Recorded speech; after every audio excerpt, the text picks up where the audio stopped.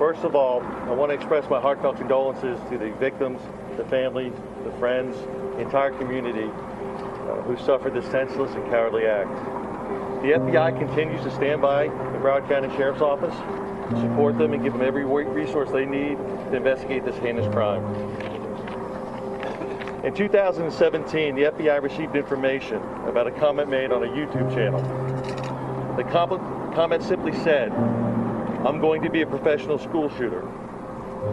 No other information was included with that comment, which would indicate a time, location, or the true identity of the person who made the comment. The FBI conducted database reviews, checks, but was unable to further identify the person who actually made the comment. Again, as a native South Floridian, my heart goes out to the victims, the families, and friends, and the entire community. Thank you. Out there in Parkland and across the country, more tributes to the lives lost in the attack, honoring the 14 students who died and the 3 adults who gave their own lives trying to protect them. But for some, the shocking and mourning is turning into outrage. Students leading the way, calling for change. ABC's Victor Oquendo is in Parkland again for us tonight. Young survivors of that shooting rampage, our innocence has been taken from us. One by one, sounding the call for gun control. We know that they're claiming that there are mental health issues, and I am not a psychologist, but we need to pay attention to the fact that this isn't just a mental health issue. He wouldn't have harmed that many students with a knife. Hundreds gathering at a rally not far from where the massacre unfolded. If all our government and president can do is send thoughts and prayers that it's time for victims to be the change that we need to see. This as President Trump visited the community overnight. What a great job you've done, and we appreciate it very much. Speaking with the sheriff and first responders and meeting with victims at a local hospital. Today, the president tweeting, "Melania and I met such incredible people last night. We will never forget them." As lawmakers are being asked, where does the nation go from here? Florida Senator Marco Rubio without an exact answer. Just because I don't have an easy answer at my fingertips doesn't mean we shouldn't try to find the real answer. His colleague, Senator Bill Nelson, looking to the White House with a direct message for the president tonight. Mr. President, listen to the students, listen to the kids. This is what is aching in their heart, and they want action. Those students, now activists, demanding change, hoping their calls for action will prevent another mass shooting. Every victim deserves this and more. Like, they will never be able to defend themselves again, and I think that we have to do every single thing in our power to try and give them even like a sliver of justice. Those students demanding action, and Victor joins us now from that growing memorial for the victims in Parkland, Florida. Victor, it's still very early in the process, but some are proposing some significant changes to help this community heal. Tom, so many of the students I've spoken with have said the same thing. They're just not sure how they're going to be able to go back to school. But there is one thing that's being discussed that could help with the healing process, and that's tearing down the building where most of the carnage took place and replacing it with a memorial for the victims.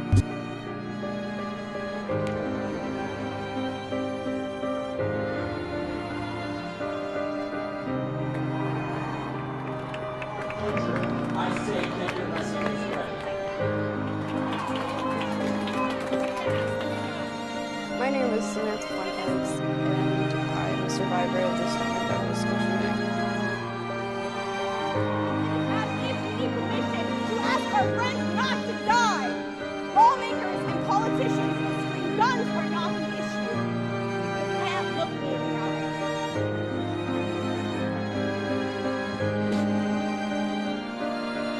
I just threw up on international television, and it feels great.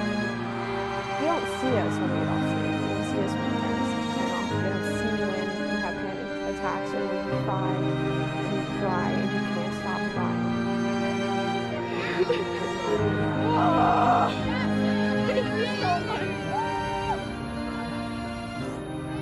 When I got shot, the bullet was deferred into a wall first before it hit me and then broke apart. So I have pieces of metal in my face.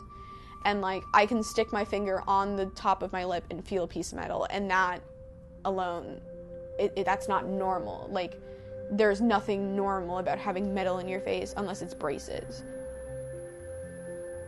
When I got to DC, I really didn't know what to expect. DC is honestly really pretty. I wish I could appreciate it more, but I can't. I feel like sometimes I'm not the right person, or maybe this isn't my job, or maybe as an 18-year-old, like this isn't the path that I was supposed to take.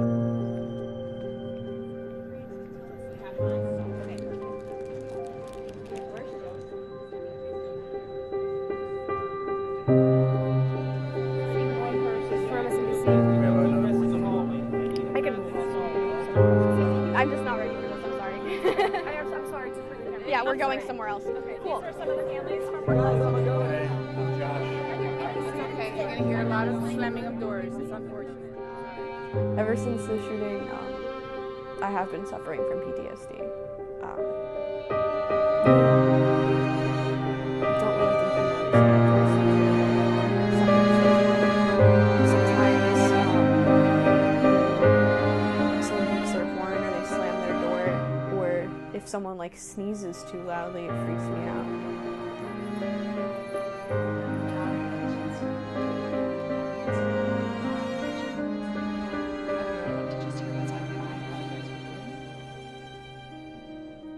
I don't ever want someone to be in my position.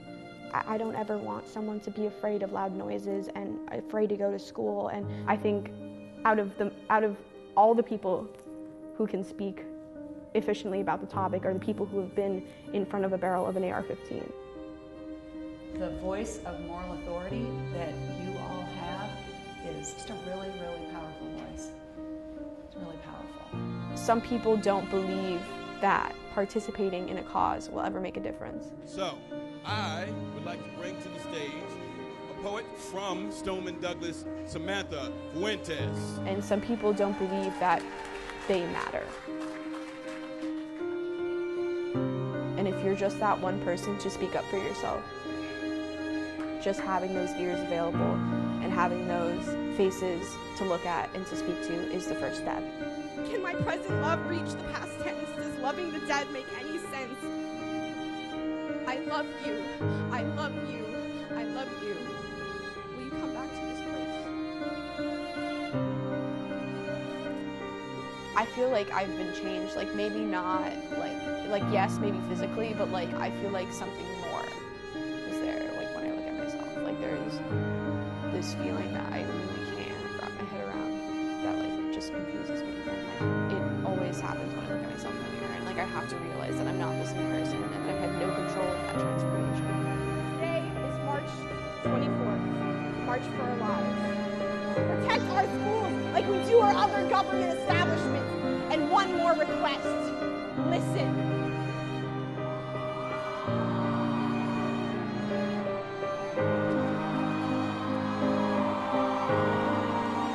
Will you give up, or is enough enough?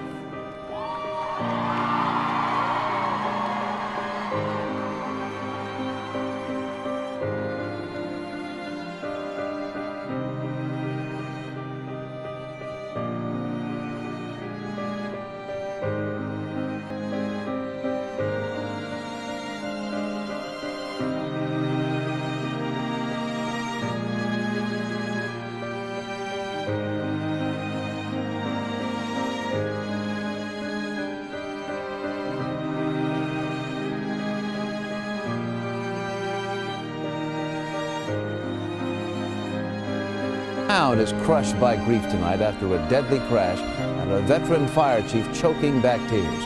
4 people died, 2 of them teenagers. Many more lives forever touched by that chain reaction crash on 121 in northern Collin County. One car driving north slowed down for some reason.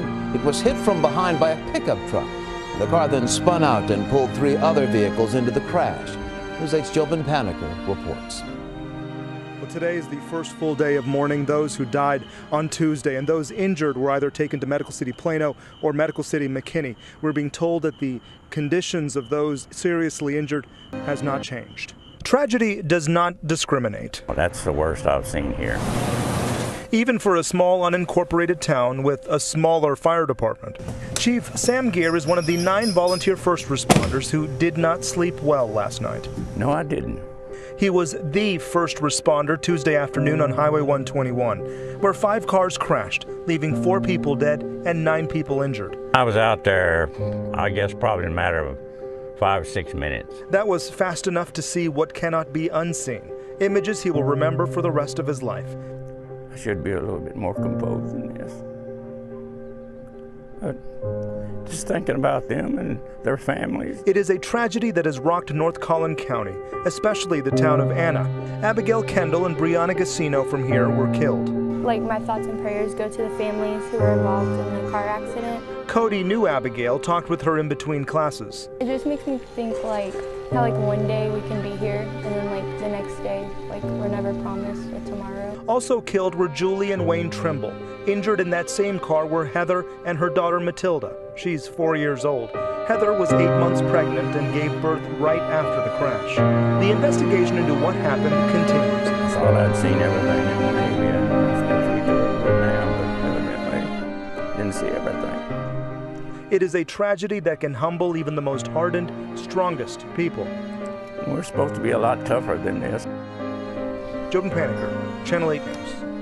Now, Jobin mentioned a pregnant woman was among those rushed to the hospital in that crash. Heather Trimble delivered her baby early at Medical City Plano. According to a GoFundMe page she set up for the family, her newborn is now on a breathing machine. Her 4-year-old was also hurt in that crash. Loved ones say they have a long road ahead.